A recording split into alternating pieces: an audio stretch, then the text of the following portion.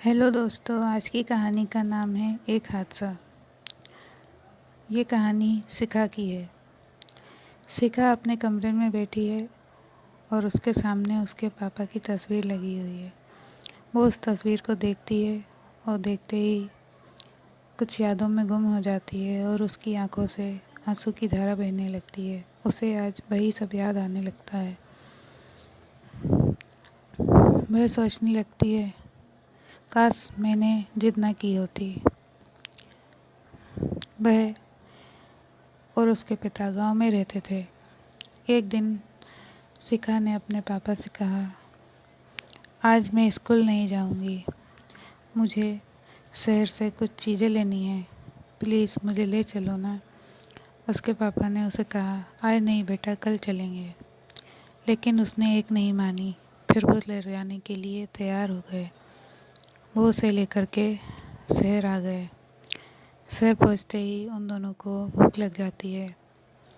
वो दोनों एक होटल में जाकर नाश्ता करते हैं और फिर वहाँ से निकलते हैं। निकलने के कुछ देर बाद ही उसके पिता की गाड़ी की टक्कर एक स्कूटी वाले से हो जाती है। स्कूटी वाला से टक्कर होते ही दोनों ज़मीन पर गिर जाते हैं। स्कूटी वाला भी गिर जाता है। उसके पिता उठते हैं और अपनी गाड़ी उठाते हैं और शिखा को उठाते हैं। देखते हैं कहीं चोट तो नहीं लगी। शिखा को ज़्यादा चोट नहीं आई थी और उनको भी ज़्यादा चोट नहीं आई थी। इतने में स्कूटी वाला भी उठ जाता है और वो ज़ोर ज़ोर से चिल्लाने लगता है। देख के गाड़ी नहीं चला सकता और गालियाँ देने लगता है। उसके पिता कहते हैं, बेटा चोट तो नहीं आई तुम्हें, चलो कोई बात नहीं, सब ठीक है। लेकिन वो सुनता ही नहीं उनकी एक भी बात और गालियाँ दे के कहने लगता है, क्या तुम मुझे मारना चाहते हो? चोट नहीं लगी तो क्या, मेरी गाड़ी टूट गई है, इसका खर्चा कौन देगा? वो कहने लगते हैं, ठीक है बेटा, मैं दे देता हूँ। उनने उसके पैसे देने के लिए पूछा, कितने पैसे दे दूँ? वो लड़का बोलने लगा, पैसे की दौड़ दिखाता है, रुक जा तुझे बताता हूँ। वो बहुत बदतमीजी कर रहा था। फिर उसके पिता ने कहा, एक तो बेटा तुम गलत साइड से आ रहे थे और सामने से तुमने टक्कर मारी है, फिर भी तुम इस तरह क्यों चिल्ला रहे हो, बदतमीजी कर रहे हो? इतने पर तो लड़का आग बबूला हो गया और उसने कहा, रुक बेटा तुझे बताता हूँ। उसने अपने दोस्तों को फ़ोन लगाया और बुला लिया और शिखा के पिता को ज़ोर ज़ोर से मारने लगे। वहाँ आसपास बहुत लोग थे लेकिन किसी ने उन्हें बचाया नहीं। उन लोगों ने उन्हें इतना मारा कि वो ज़मीन से उठ भी नहीं पाए। शिखा पास में बैठी रोती रही ज़ोर ज़ोर से। कुछ देर बाद किसी ने पुलिस को बुलाया और वो उन्हें लेकर अस्पताल ले गए। अस्पताल पहुँचते वक्त उनकी हालत बहुत ख़राब हो गई और इलाज के दौरान उनकी मौत हो गई। अब शिखा बिल्कुल अकेली थी। वो ज़ोर ज़ोर से रोए जा रही थी। हॉस्पिटल में अकेली बैठी शिखा बस रोए जा रही थी। उसके पैर में जो चोट लगी थी उसे उसका भी ख्याल नहीं था। पुलिस ने उनके रिश्तेदारों का पता लगाने के लिए उसके पापा का फ़ोन उठाया और उसमें जो नंबर था उनके मौसी का, उसे डायल किया। उनसे बात की और उन्हें हॉस्पिटल बुला लिया। शिखा की मौसी और मौसा दोनों आ गए और वहाँ आकर उन्होंने देखा शिखा अकेली बैठी और रो रही है। सारी बात जानी और वो शिखा को अपने साथ ले गए। उसे गले से लगाया। शिखा बहुत रो रही थी। मौसी ने उसे बड़ी मुश्किल से चुप किया। अब शिखा दुनिया में अकेली थी। उसका मौसी के सिवा कोई भी नहीं था। मौसी उसे अपने घर, अपने गांव ले गई। शिखा वहाँ रहती लेकिन इतना गुमसुम रहती, किसी से बात नहीं करती। उसकी मौसी उसे अपनी पड़ोस के घर ले जाती तो वहाँ के बच्चों के साथ भी नहीं खेलती। पड़ोसन की बेटी ने कहा, शिखा चलो मेरे साथ गिल्ली डंडा खेलते हैं। उसने कोई जवाब नहीं दिया। वो कहने लगी, ये कैसी लड़की है, ये तो बात ही नहीं करती। उसकी मौसी ने कहा, बेटा उसकी तबीयत ठीक नहीं, तुम जाओ खेलो। फिर वो वहाँ से लेकर भी उसे वापस घर आ गई।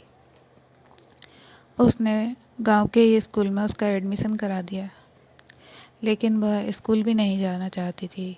वो कहीं नहीं जाती। उसके मन में एक डर बैठ गया था, उसकी वजह से उसके पिता चले गए। काश वो शहर जाने की जिद न करती, यही सोचती रहती। उसकी मौसी ने उसे घर पर ही पढ़ाना शुरू कर दिया। उसकी स्कूल की पढ़ाई जैसे तैसे घर पर हो गई। अब कॉलेज जाने के लिए उसकी मौसी ने जिद करके उसका एडमिशन कॉलेज में करा दिया। उसने बहुत मना किया। शिखा कहती, नहीं मौसी, मुझे नहीं जाना है, मैं नहीं जाऊंगी। उसके लाख मना करने पर भी उसकी मौसी ने उसका एडमिशन करा दिया।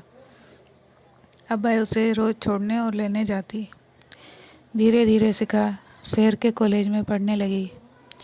उसके मन से डर थोड़ा कम होने लगा, लेकिन जब भी कोई हादसा देखती तो उसे वही सब याद आ जाता और वह सहम जाती। धीरे से धीरे उसकी कॉलेज की पढ़ाई भी पूरी हो गई। अब शिखा कहने लगी, मौसी मुझे शहर जाना है, मैं वहीं पर नौकरी करके वहीं रहूँगी।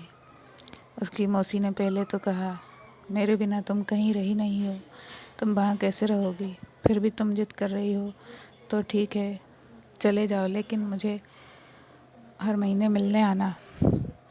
शिखा ने हामी भरी और शहर चली गई अपनी सहेली के पास। वो वहीं पर नौकरी करने लगी और रहने लगी। कुछ दिनों बाद उसने सोचा कि जिस तरह एम्बुलेंस देर से आने से उसके पिता की मौत हो गई थी, कहीं किसी और की ना हो, इसलिए उसने एक एम्बुलेंस की ट्रेवल कंपनी खोलने का सोचा। उसने लोन लिया बैंक से और अपनी कंपनी खोल ली, लेकिन वो एम्बुलेंस सेवा फ्री में दिया करती थी। उसने साथ ही साथ बच्चों को स्कूल छोड़ने के लिए मिनी बस भी चला ली। उसकी इतनी तरक्की देखकर उसकी मौसी बहुत खुश थी। अगर उसे बैंक से लोन ना मिला होता तो वो ये सब कैसे कर पाती। इस सब में उसकी मौसी ने उसका साथ दिया। उसकी मौसी ने अपना घर बैंक में गिरवी रख दिया और अपनी बहन की बेटी को आगे बढ़ने का एक मौका दिया। शिखा उनसे बहुत प्यार करती थी और वो भी उससे बहुत प्यार करती थी। उसके मौसा जी अब दुनिया छोड़कर जा चुके थे। अब वो दोनों ही अकेली थी। शिखा शहर में ही रहती थी। उसे रहते हुए लगभग 5 साल हो गए और वो हर 6 महीने में मौसी के पास गांव जाती रहने के लिए। वो दोनों खूब अच्छे से रहा करती और जब शिखा वापस जाती तो उसकी मौसी उसके लिए बहुत सारी मिठाइयाँ बनाकर रखती। लेकिन आज 5 साल बाद उसकी मौसी उसके पास आ रही थी और आज वो आने वाली थी। उन्होंने कहा, तुम मुझे लेने मत आना, तू घर पर ही रुकना। उन्हें डर था कि कहीं शिखा मुझे लेने आई और रास्ते में उसे कुछ हो गया तो, इसलिए उन्होंने मना कर दिया। शिखा उनका इंतज़ार कर रही थी। इसी बीच उसे पुरानी सारी यादें फिर से आ गई और वह रोने लगी। अपने पापा की फ़ोटो देखकर बस रोए जा रही थी। इतने में बेल बजती है। 5-6 बार बेल बजी तो उसे सुनाई दिया, अरे गेट पर कोई है। वो उठकर गई। उसने दरवाज़ा खोला, देखा उसकी मौसी खड़ी थी। 4-5 बड़े बड़े बैग लिए उसकी मौसी अंदर आ गई। अरे क्या कर रही थी? तेरी आंखों में आंसू? इतने आंसू कैसे? तू अभी भी रो रही है? तू तो कहती है मैं बड़ी हो गई हूँ, अब नहीं रोऊंगी, फिर अभी क्यों रो रही है? अरे कुछ नहीं मौसी, आंसू यूं ही आ गए, वो तो आपके आने की खुशी में। इतना मत झूठ बोल, तू रो रही थी। वह अंदर आ गई। मौसी अंदर आई। उन्होंने कहा, ये घर तेरा तो घर बहुत ही बढ़िया है। मौसी कभी उसके घर नहीं आया करती थी शहर में। वो शिखा ही उनके घर जाया करती थी। आज पहली बार मौसी ने उसका घर देखा। शिखा ने बहुत बढ़िया घर बना लिया था। अब शिखा और मौसी दोनों बातें करने लगी। इतने में मौसी ने कहा, मैं तेरे लिए काजू की मिठाई बनाकर लाई हूँ, तुझे बहुत पसंद है ना? उन्होंने कहा, ये पहला बैग खोल, इसमें मिठाई रखी है। शिखा कहने लगी, अभी से ये सब मत कहो, मुझे अभी मिठाई खाने का मन नहीं है, अभी तो बातें करेंगे। मौसी ने कहा, अरे ये सब बातें तो बाद में होती रहेंगी। उन्होंने बैग खोला, मिठाई निकाली और शिखा को खिलाने लगी। अरे इतनी सारी मिठाई इन्हें खाकर तो मैं मोटी हो जाऊंगी। शिखा ने कहा। दोनों ही आपस में बातें करने लगी और पिछली बातें थोड़ी देर के लिए भूल गई। आगे की कहानी अगले भाग में। ऐसी और कहानी सुनने के लिए चैनल को सब्सक्राइब और लाइक करें।